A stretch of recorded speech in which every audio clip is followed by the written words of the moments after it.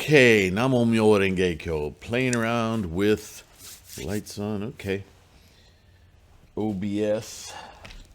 That's the software I'm talking about, not a social statement.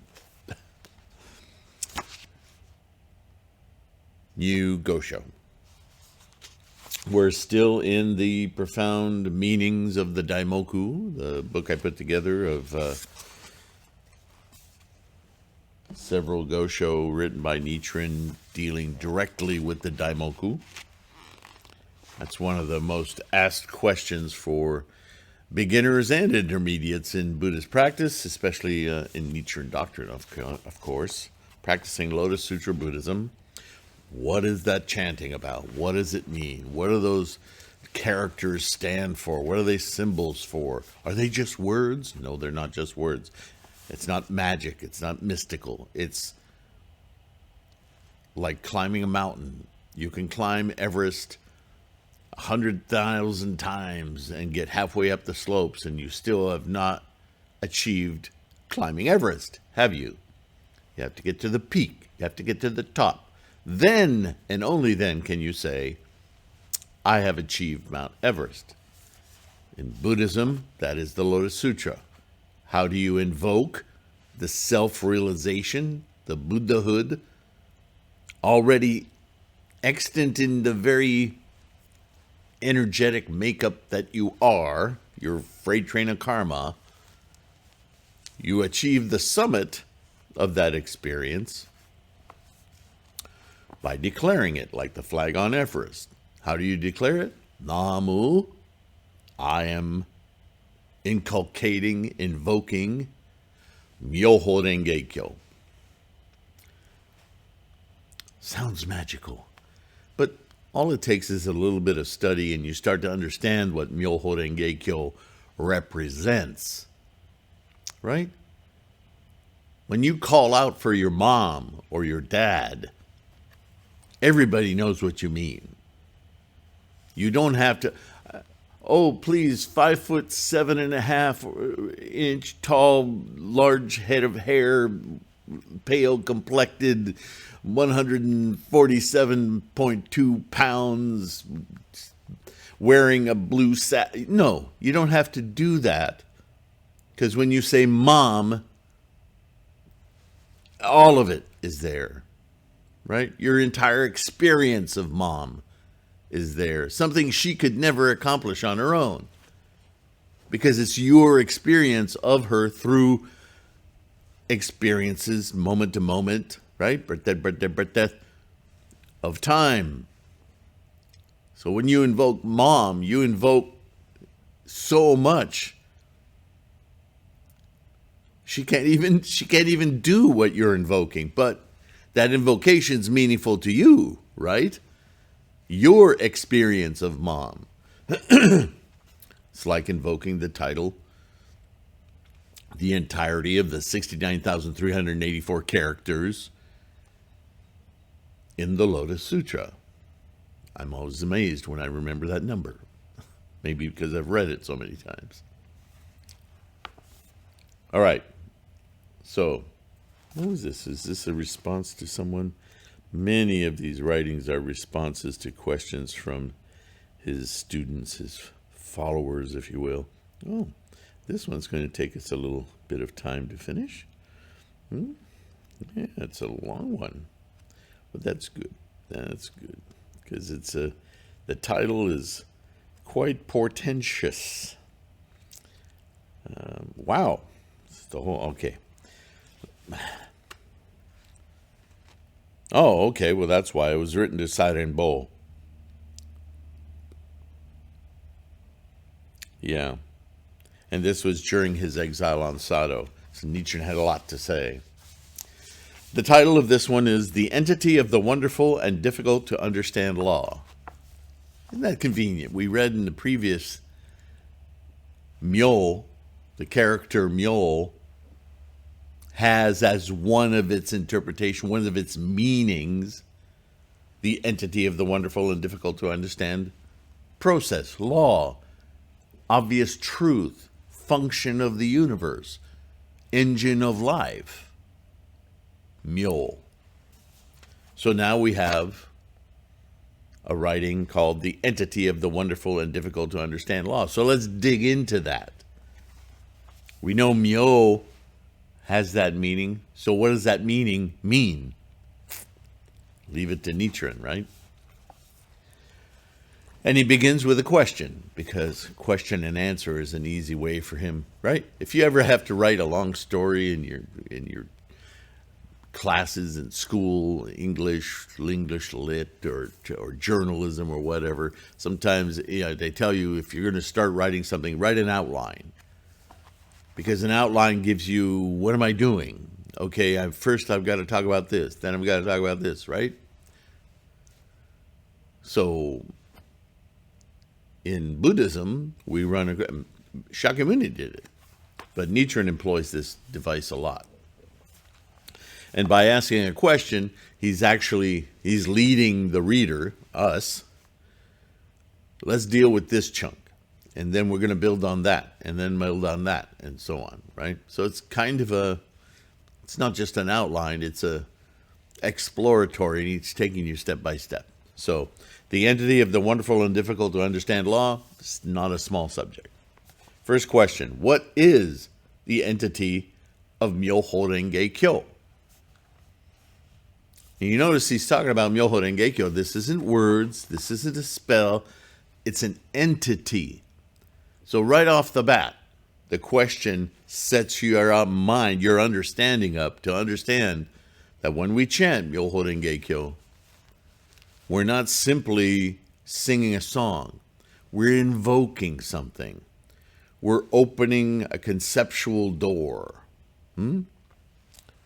Answer, all beings and their environments in any of the 10 realms, 10 worlds, 3,000 realms, are themselves entities of MyoHoRenGeKyo. Now, you've heard me say that same thing in different ways. You are everything and everything is you. There it is. The entire experience, samsaric experience of the universe, for lack of better terminology, the physical universe, is itself born of, a manifestation of, the potentials of energy. And just like Joni Mitchell says, or said, we are stardust. We are golden.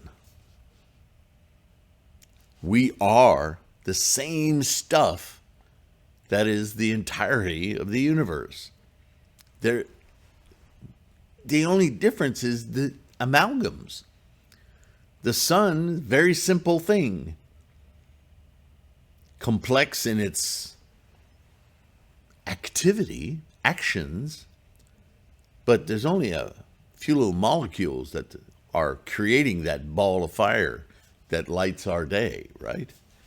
You, on the other hand, are an assemblage of incalculable amounts of actions, reactions, interreactions, replenishment, cells constantly being recreated in order to replace older ones.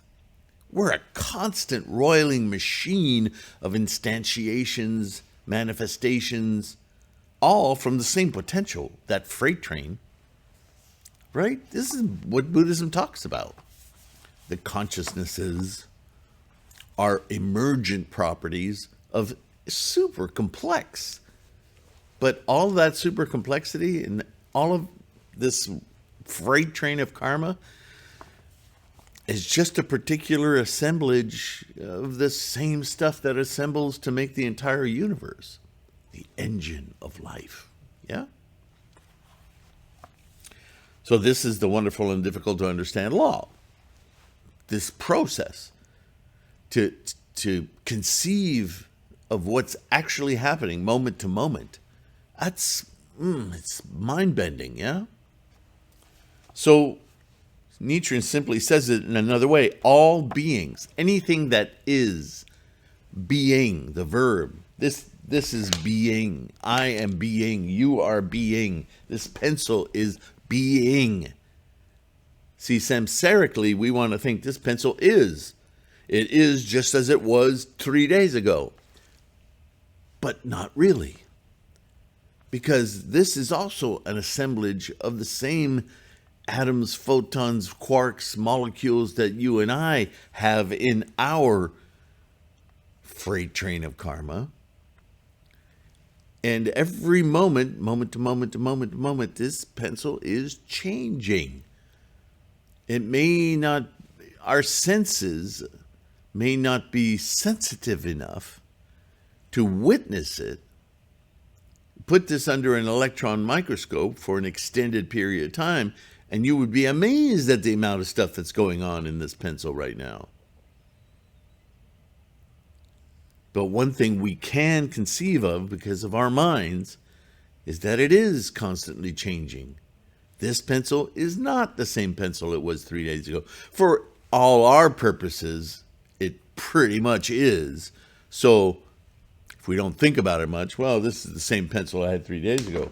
But over time, it becomes obvious how this pencil, too, is degrading. It's falling apart. It's changing. Its character. It's, right?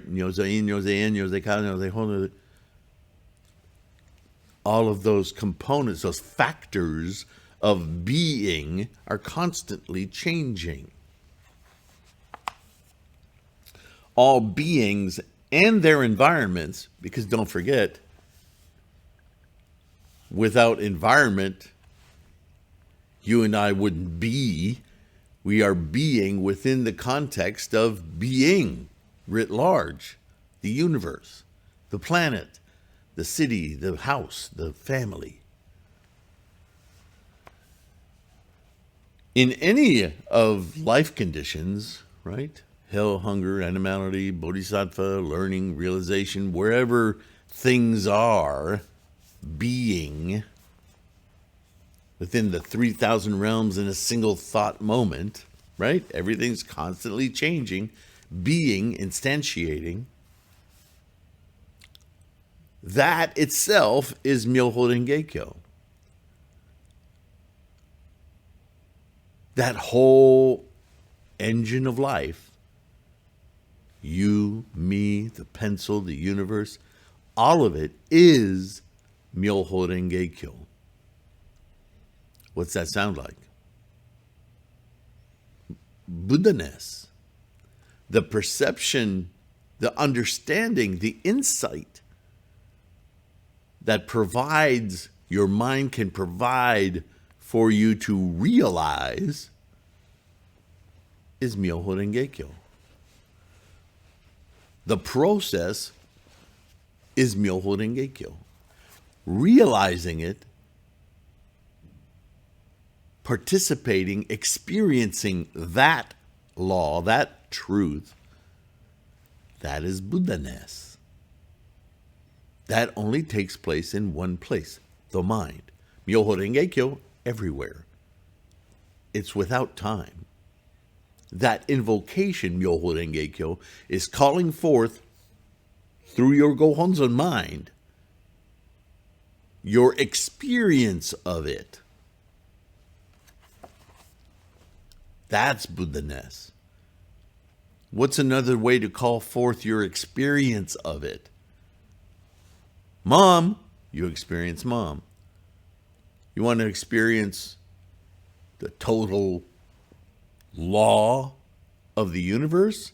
You want a Buddha experience that truth? Call it forth. MyoHoRenGeKyo.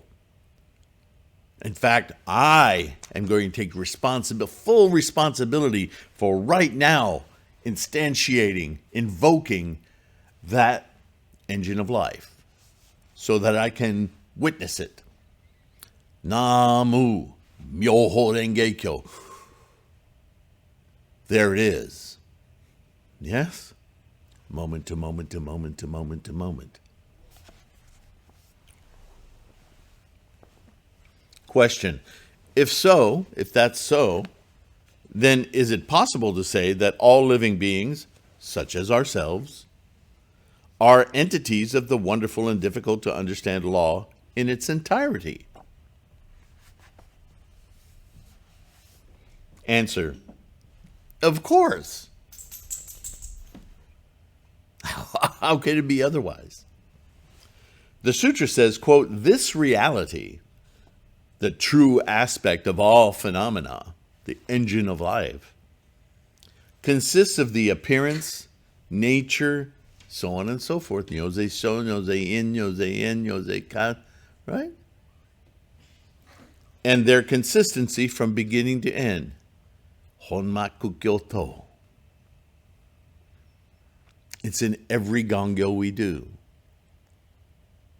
Do you see how this practice, it may seem like it has a billion concepts in it, but they're all pointing to the same simple little truth.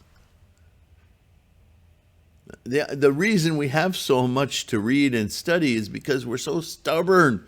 We're so stuck in our attachments to things. We have to constantly chip away at these illusions. So, today I get it. This moment I get it.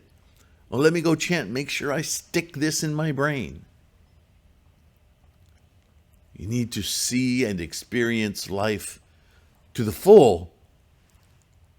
And the reason you need to do that is because so much of your life is spent on stuff that isn't real. That's what causes pain, suffering, anxiety, stress. Stop it. Namo MyoHoRenGeKyo. Oh, yeah.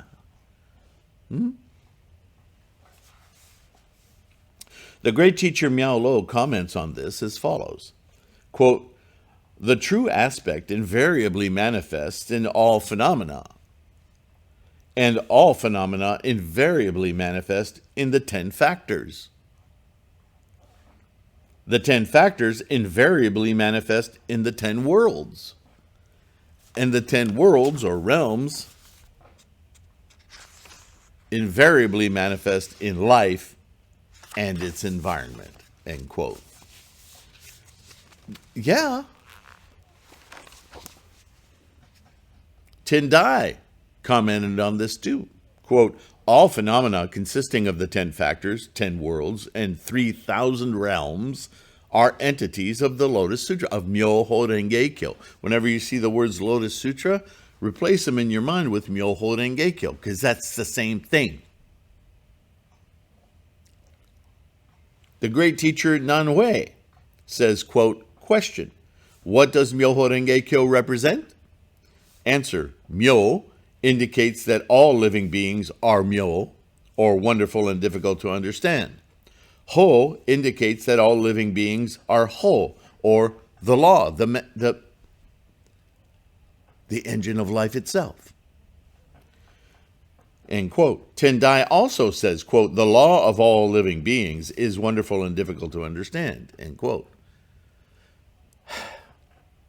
Do you see how everyone is saying the same thing? From Shakyamuni on through Nagarjuna, Vasubandhu, all of the intermediates, Tendai, Miao Lo, Dengyo, Nichiren, right?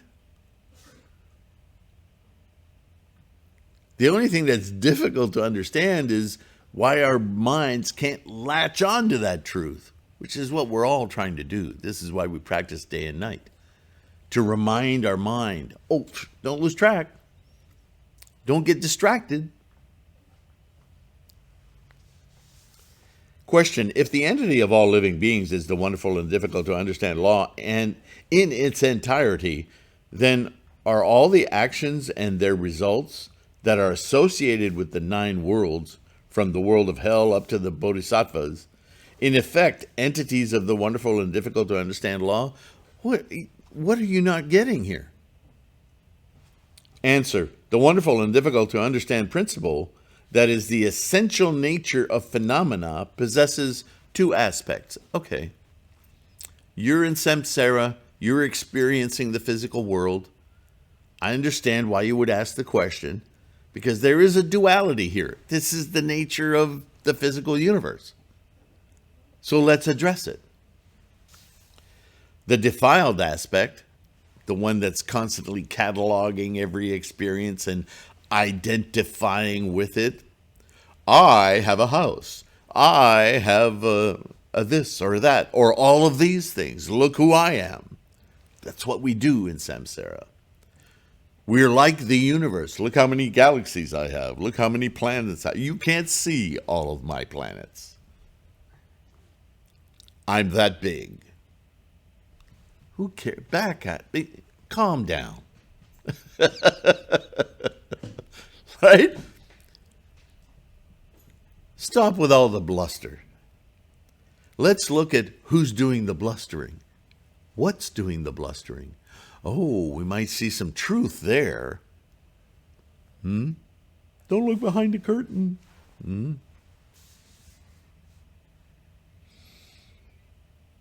If the defiled aspect is operative, if that's what's catching your attention, this is called delusion. Oh, yeah. If the pure aspect is operative, what do we mean by pure?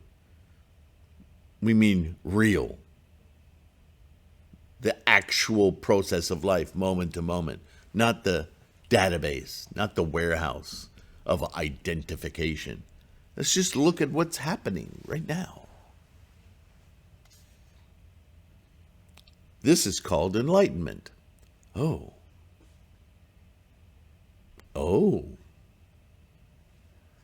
Enlightenment constitutes the realm of Buddhahood. That is labeled, identified for samsaric minds, the experience of Buddha.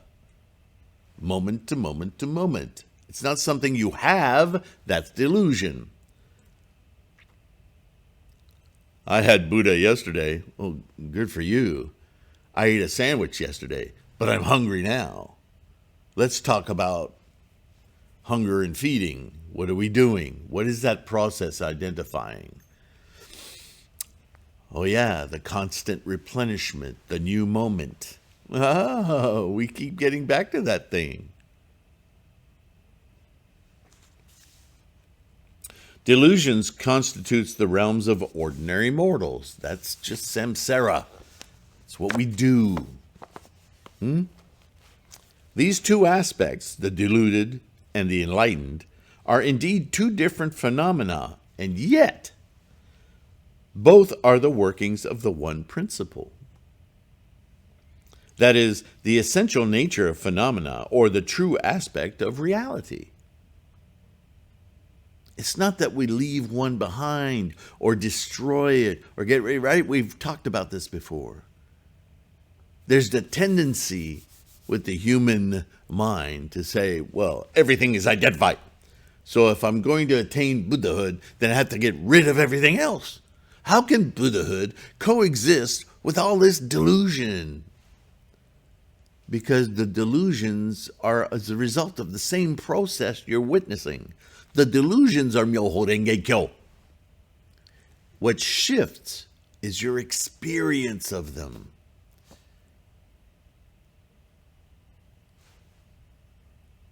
That is the key. This is why we chant. This is why we study. To continuously remind our samsaric mind, enlightenment, enlightenment. All of this is equanimous. The differences are just, they're tools for us to navigate this physical world, but they're not it. This is it. This happening, this living that everything is doing, including this silly pencil. Without this pencil happening, I couldn't write down notes. I couldn't use it to scribble. I wouldn't have physical apparatus with which to sustain my mind of enlightenment.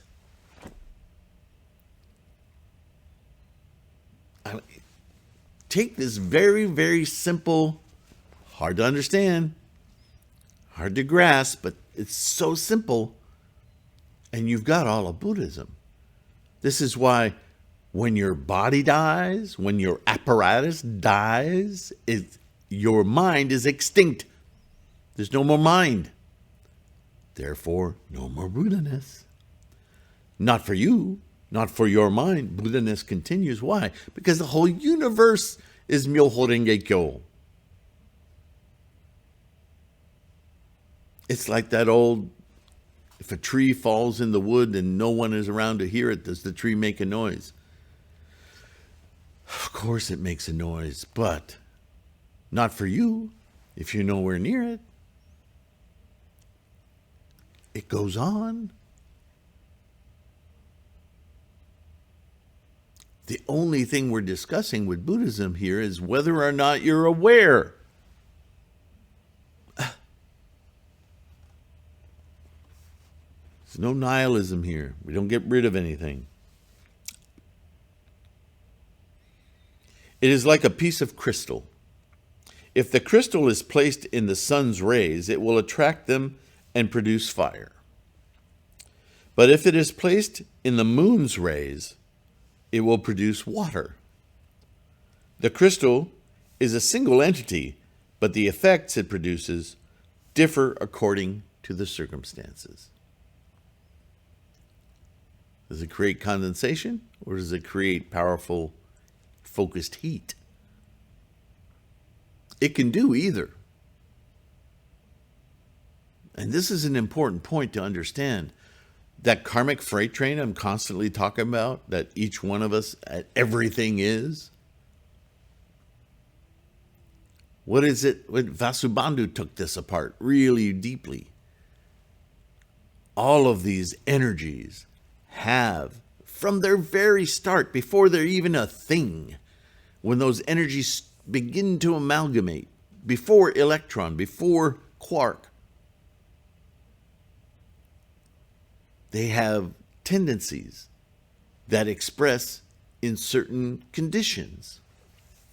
As the conditions change, simply by their expressions, then new tendencies emerge and new conditions happen and build and build and build and build and build and build and build. We are a huge composite, moment to moment, of tendencies and conditions. The crystal is a single entity, but the effects it produces differ according to the circumstances.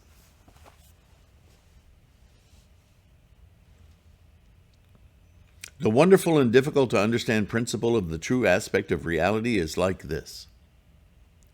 The wonderful and difficult to understand principle of the true aspect of reality is one. But if it encounters negative influences, it will manifest delusion. While if it encounters good influences, it will manifest enlightenment. Enlightenment means enlightenment to the essential nature of phenomena, and delusion, ignorance of it. There's the whole teaching repeated again.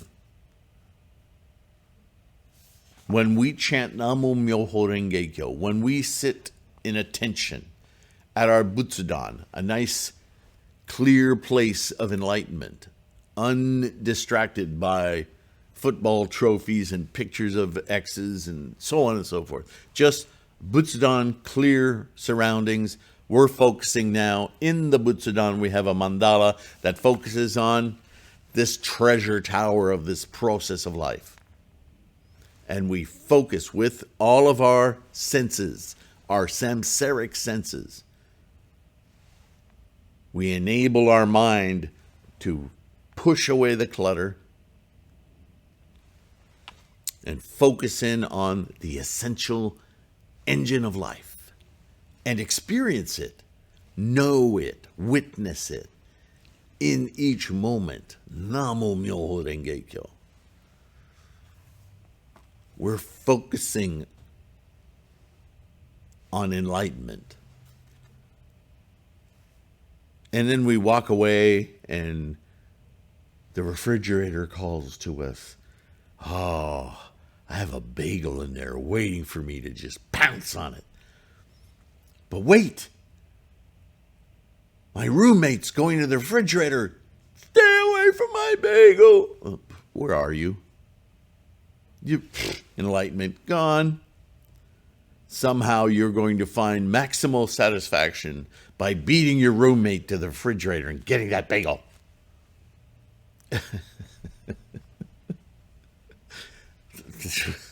That's life. That's ignorance.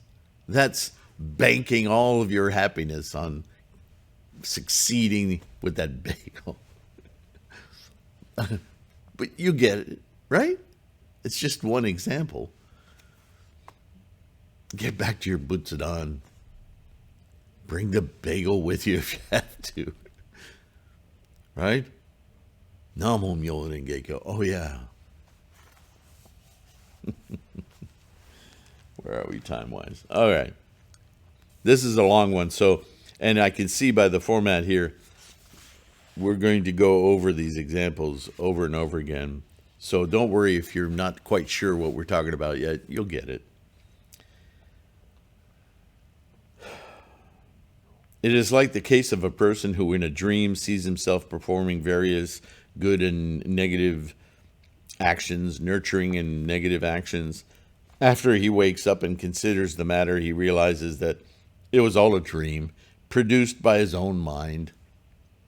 This mind of his corresponds to the single principle of the essential nature of phenomena, the true aspect of reality, while the good and negative, or nurturing and negative, that appeared in the dream correspond to enlightenment and delusion.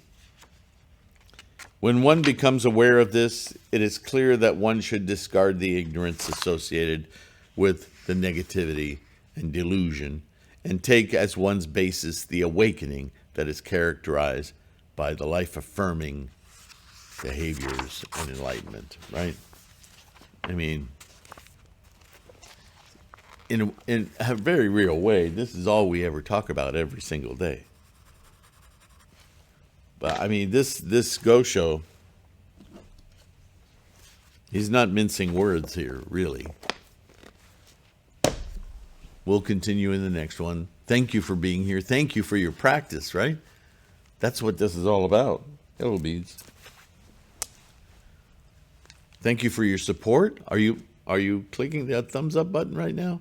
Thank you. Even more so, if you haven't subscribed yet, please do that. And nothing's going to happen to you, but it expands our Sangha, right? It makes us more available to more people. Very bodhisattva effort. Please subscribe. Now, if you want to be reminded every time a new video podcast is posted, you know, click the subscription button, what is it? The notification bell button, whatever it is. I do this practically every day, sometimes twice a day or more.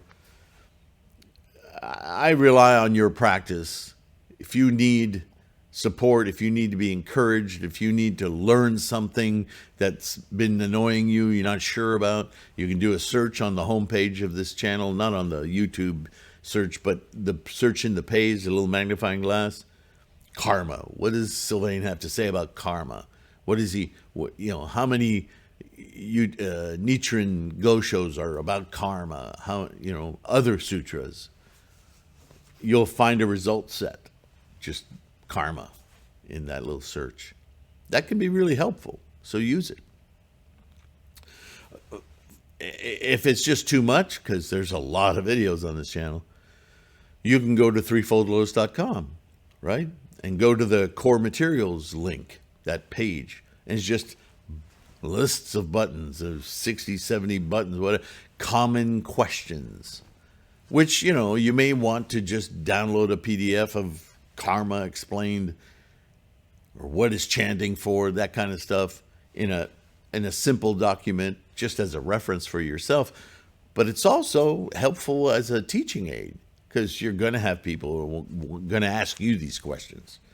And you may feel unprepared. How do I answer? Well, it's energy. Okay, what do you mean?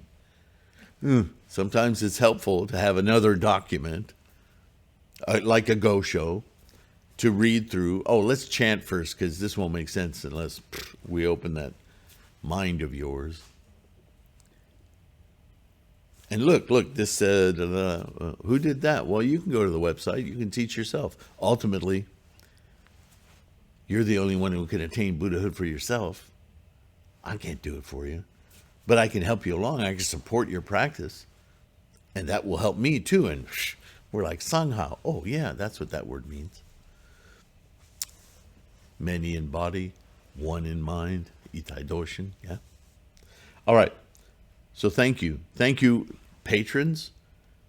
Some of you are able to do more than just like and subscribe. Some of you have the good fortune to be able to support us in our bills and our equipment and the cost of doing this. You guys are bodhisattvas. Thank you. Patreon, PayPal. Don't worry if you're not in a position right now where you can do that. If you can, I encourage you to do it now. Don't put it off, because samsara is samsara, yeah? Make that cause for your practice. But if you can't right now, subscribe, like, keep participating. That's keeping your practice strong is what all of this is about. So that's number one. MyoHoRenGeKyo. And in that pursuit, keep yourself healthy as best you can. Don't beat yourself up. There's no point in it. Every moment you are everything you can be. Celebrate that. MyoHoRenGeKyo. And I thank you for it. I admire you for it. Okay? And we'll continue this new Go Show in the next video, next podcast, next vlog, whatever. There's 20 names for everything anymore. I'm getting old. Take care of yourself. I'll see you again soon. Bye for now.